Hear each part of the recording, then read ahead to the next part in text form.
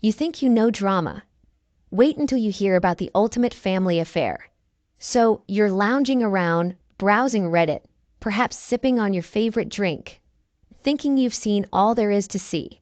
Stories of infidelity, tales of heartbreak, episodes of unwise life choices. They're pretty standard fare here.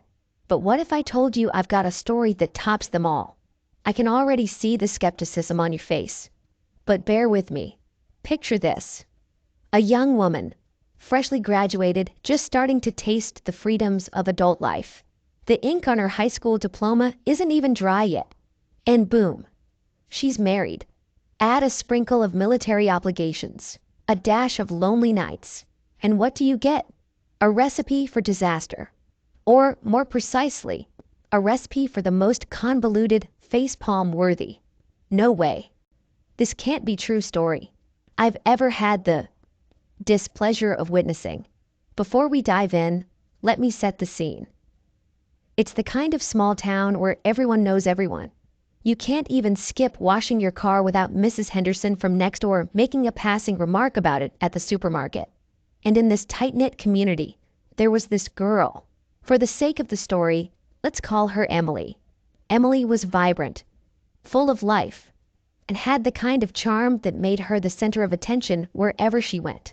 Fresh out of high school, she did what many said was the smart move. She tied the knot with my buddy, let's call him Jake, who had always had a soft spot for her. Jake, a newly minted military man, was the kind of guy who dreamed of serving his country and building a loving home, all at the same time. You'd think this would be where the fairy tale begins, right? Boy marries girl. They start their happily ever after, yada yada. But remember that pinch of military obligations I mentioned? Yeah, Jake's got his call of duty. And no, I'm not talking about the video game. As he packed his bags, kissed Emily goodbye, and ventured off into the horizon for his military training, he left behind a wife with too much time on her hands and a bank account that kept growing. Now, I want you to pause here. I want you to imagine what the ultimate betrayal would look like. Got an image in mind? Great. Multiply that by 10, because as Jake was off training, dreaming of the home he would come back to, Emily started diversifying her interests. First, it was with this random guy, Tom. We all saw them around, you know. Whispered conversations, shared secrets, and everything in between. But just as the town was buzzing with this new development, Emily pulled a switcheroo. She dropped Tom like a hot potato and moved on to, wait for it, his older brother, Max. If you think that's wild, hold on to your chair, because the roller coaster is just starting. And as you might guess, Max was soon history too. Why? Because the father, Mr. Daniels, entered the scene. And oh boy, was he a scene. To give you a sense of the gravity, imagine this. Your buddy is off making sacrifices, serving the country and sending back money. Meanwhile, his dear wife not only jumps from one family member to the next, but ends up dancing on a stage where the whole town can gawk, all thanks to the puppet master, Mr. Daniels. And on some nights, let's just say she wasn't dancing solo. Now, if you're still with me and haven't thrown your device in sheer disbelief, take a deep breath. Because as juicy as this intro is, the main course of this story is even wilder. Grab your popcorn and prepare yourself, because what happens when Jake returns will blow your mind. Let's dive in. I was there at the local bar when Emily made her infamous debut. The dim, smoky atmosphere was buzzing with chatter and clinking glasses. But when the spotlight hit the stage and she strutted out, the entire place went pin-drop silent. And as the realization hit everyone, murmurs began filling the room, punctuated by disbelieving laughter and outraged gasps. I couldn't help but think of Jake and the sharp contrast between his current environment and this spectacle. Mr. Daniels, however, sat at the bar, smug grin plastered across his face. He was proud, soaking in the attention that came with being the man who orchestrated this whole affair, quite literally. Some nights, he wasn't content with just the show at the bar. He'd host after parties at his sprawling house on the outskirts of town. Rumors circulated. stories of wild escapades. And Emily was always in the thick of things, surrounded by admirers and other dancers. One evening, I bumped into Tom and Max at a local diner. It was an awkward encounter, to say the least. They sat hunched over, deep in conversation, their brows furrowed. I decided to approach them, my curiosity getting the better of me. "Hey," I began tentatively. "How are you guys holding up?" Tom looked up, his eyes red. "It's not just about Emily, you know. It's the fact that she's now with our father." He choked on the words, struggling with the weight of it all. Max sighed deeply. "This has torn our family apart. Our mom left Dad because of this, and our sister won't even talk to him anymore. Every family gathering is a nightmare." I nodded, understandingly. "And Jake? Has anyone been in touch?" Tom shook his head. "He writes to her. All lovey-dovey stuff. I think she replies with lies, because he doesn't seem to have a clue. It's heartbreaking." Weeks turned into months. Emily's fame, or rather infamy, grew. She was now the main attraction at the bar. Posters of her adorned the town, and tourists even began to show up, having heard whispers of the scandalous dancer and her outrageous life story. Meanwhile, letters from Jake continued to pour in. Tom, ever the meddler, managed to get his hands on one, thanks to a friendly postman equally concerned about Jake's well-being. The letter was filled with dreams of Jake returning home, of the beautiful life he envisioned for himself and Emily, of the kids they would have, and the trips they'd take. It was a stark contrast to the reality everyone but Jake seemed to be aware of. The weight of the secret became too much for some. I remember the day when Mrs. Henderson, our nosy neighbor, driven by a mix of genuine concern and the desire for some juicy gossip, decided to pen a letter to Jake herself. She detailed everything: Emily's relationship with Tom, then Max, and now the mind-boggling affair with her father. How Emily had become the talk of the town, and not in a good way. She painted a vivid picture, ensuring Jake would have no doubts about the reality of the situation. The tension in the town was palpable as we awaited Jake's return. Whispers filled the air, speculating on what he would do. Would there be a confrontation? Would Jake seek revenge? Or would he simply pack up and leave, putting this dark chapter behind him? As the D-Day approached, Emily's demeanor changed. Gone was the confident, carefree girl, replaced by a nervous wreck.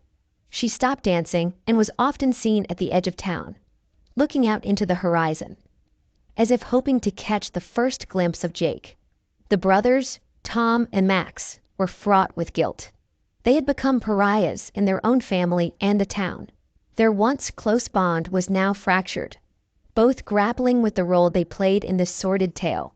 Mr. Daniels, however, was unfazed. And then, one fateful evening, a familiar car rolled into town, heralding the return of Jake. The car engine echoed through the nearly deserted streets, causing onlookers to peer through windows and around corners. Jake stepped out, his silhouette unmistakably changed. Broader shoulders, a graver look, but with the same gentle eyes. His uniform was crisp, and he carried with him an air of authority, juxtaposed with an underlying vulnerability. His first stop wasn't his home. It was the bar. Perhaps he had heard whispers, or maybe he just needed a drink to brace himself. As he walked in, time seemed to stand still. Heads turned. Conversations ceased, and all eyes were on him. He ordered a whiskey, downed it in one go, and then turned to leave, but not before his eyes caught the stage. The empty pole, the hushed whispers, the posters of Emily lining the walls. Without a word, he walked out. Next, he went to Tom and Max's place. They had been preparing for this moment, rehearsing apologies. But when faced with the man, words escaped them. Jake, with tearful eyes, simply asked, "Why?" Tom stuttered. We messed up. She moved on from us too." Max added, "We're so sorry, Jake. We never intended for any of this to happen." Jake nodded, the weight of betrayal evident in his posture. "I trusted you both. I loved her. But I guess love means different things to different people. His final stop was the house he had once envisioned as a future family home. There, he found Emily, a shadow of her former self, wringing her hands nervously. She began to cry, words pouring out of her in a desperate jumble of apologies and excuses. But Jake, with a weariness that seemed far beyond his years, silenced her with a simple raise of his hand. "I read the letters," he said calmly, "from Mrs. Henderson, from others. I know everything." Emily sobbed. "I'm so sorry, Jake. It all spiraled out of control." Jake took a deep breath, looking around the house filled with memories. "I came back hoping there was some lie, some misunderstanding. But the truth was even more unimaginable than the rumors." Without another word, he packed few belongings into a bag. As he walked out the door, he paused. "I loved you, Emily. I would have given you the world. But now I realize I was merely a chapter in your story, as you were in mine. It's time to turn page." The following weeks were a blur. Jake sold the house, donated most of the money to a local charity, and rumors spread that he had re-enlisted for another tour of duty, hoping to find solace in service and distance. Emily, broken and ostracized, left town, seeking anonymity in the bustling streets of a city where no one knew her name or past. Ton and Max, their bond irreparably damaged, drifted apart. And Mr. Daniels, he remained unchanged, a constant reminder of the scandal that rocked our small community. As for me, well, witnessing the events unfold has left me pondering about the fragility of relationships, the choices we make, and the irreversible consequences they bring. In a town where everyone thought they knew everyone, we realized we hardly knew anyone at all. So, dear Reddit community, I share this tale with you, not for pity or shock value, but as a reflection on human nature, on mistakes, redemption, and the paths we choose. I find myself asking, in Jake's shoes, what would you have done? How do we move on from such profound betrayal? And how do we find the strength to forgive, if not forget? Seeking your insights, wisdom, and perhaps similar tales of human folly and resilience. This story is over. What do you think about the story? What's your tips? Leave your thoughts in the comments below. And if you have any similar experiences or stories to share, we'd love to hear them. That's all for today's story. If you enjoyed this video, don't forget to hit the like button, share it with your friends, and subscribe for more deep dives into the intriguing world of human experiences. Stay curious, and we'll see you in the next video.